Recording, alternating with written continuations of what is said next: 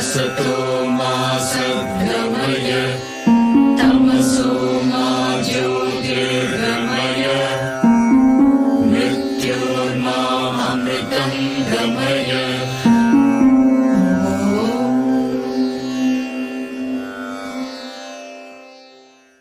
Namaste. Welcome to the fourth section of the first chapter of Bṛhadāraṇyakopaniṣad, the Puruṣa-vidhā Brāhmaṇa. Purusha means the first living being, and Vidha means creation. A Brahmana is a section of the Vedas that explains the meaning of the previous sections on ritual activities. So this Brahmana explains the creation of the universe by the original living being, who is called variously Virat, Hiraṇyagarbha, or Lord Brahma. The emergence of multiplicity by division of that original being into male and female and their progeny and so forth, leading to the establishment of all the species of life. The establishment of the social order and ethics based on the body of the Purusha. But most significantly of all, the introduction of the absolute Brahman and the realization of that Brahman in the form Aham Brahmasmi. This is the actual conclusion of this Upanishad, and actually all Upanishads. And it is introduced here after the beginning section, beginning from ritual activities, the Ashvamedha sacrifice, and finally ending with full self-realization. So let's read Śaṅkarācārya's introduction to this section. Then we'll discuss. It has been explained that one attains the status of Hiraṇyagarbha through a combination of meditation and rites, that the same result is attained only through meditation on the vital force has also been stated in the passage, "This certainly wins the world," etc., 1.3.28. The present section is introduced in order to describe the excellent results of Vedic meditations and rites by setting forth the independence and other powers of Hiraṇyagarbha, who is himself the result of his past actions, in the projection, maintenance, and dissolution of the universe. The meditations and rites that are prescribed in the ceremonial portion of the Vedas would thereby be extolled by implication. The import, however, is this. The sum total of these results of meditation and rites belongs to the relative world, for Viraj has been described as possessing fear, dissatisfaction, etc., has a body and organs, and consists of gross, differentiated, and transient objects. This prepares the ground for what follows, since the knowledge of Brahman alone, which is going to be described, can lead to liberation. For one who is not disgusted with the things of the world, consisting of a variety of means and ends, is not entitled to cultivate the knowledge of the unity of the self, as one who is not thirsty has no use for a drink. Therefore, the delineation of the excellent results of meditation and rites is meant to introduce the succeeding portion. It will also be said later on, of all these, this self alone should be realized. 1.4.7. This self is dearer than a son. 1.4.8. And so on. So this Brahmana begins with the story of creation. But this story of creation doesn't really begin from the beginning. It begins from the birth or appearance of Brahma, the demigod of the mode of passion, who then creates the gross part of the universe by his reproduction and the emergence of multiplicity of species due to sexual reproduction. The already existing part of the universe is not described, the subtle part of the universe. That's given for other scriptures to describe.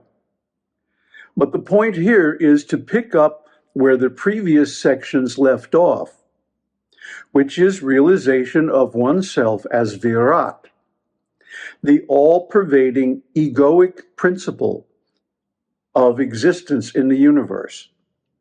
All life has the knowledge that it exists, even an animal. Otherwise, why do they resist if you try to harm them or bring them under control? All beings want to be independent, free. This is natural. Why? Because the first being was like that. And in the same way, all beings desire a mate, because the first being divided himself into two. And from that point on, he never felt complete, and neither do we. The first being was afraid of being alone, afraid of the dark, and so are all other beings. Because they think, what if someone were to come and attack me while I'm sleeping or when I can't see anything? Or isn't there anybody to defend me? What if somebody wants to hurt me? And so on, like this. So because the first being felt like that, all beings feel like that. And we'll get into this in detail in the next section. But this lays the groundwork for the introduction of the principle of self-realization as the attainment of unity. Because of the multiplicity of the manifested universe, all beings feel fear and confusion. And so the way out of that is to regain the original unity by means of rites, to create good karma, and meditation, to dispel the illusion of multiplicity and regain our original unity. And this is the spiritual path, especially the path of the Upanishads, the path of Vedanta, the end or conclusion or ultimate knowledge of the Vedas. So this is why this idea of aham brahmasmi is so important. It is the key or the root principle of all sadhana, of all meditation, of all self-realization, leading to the end of suffering. And what is the suffering that is going to end? The idea that I am an individual, I am alone, I am afraid, I need a mate, I need this, I need that. And becoming entangled in so many cycles of cause and effect as a result. This is karma, and this leads to rebirth. As we saw in the previous episodes dealing with Sat and Asat, the view of the universe of existence as a multiplicity and of the self as a material entity comes as a package deal. Once you accept one part of it, the rest of it comes along naturally.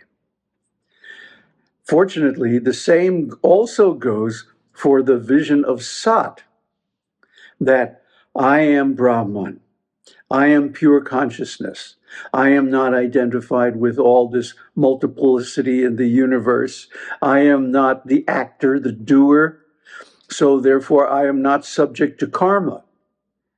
I am not the owner, the maker, the enjoyer, or any of these things.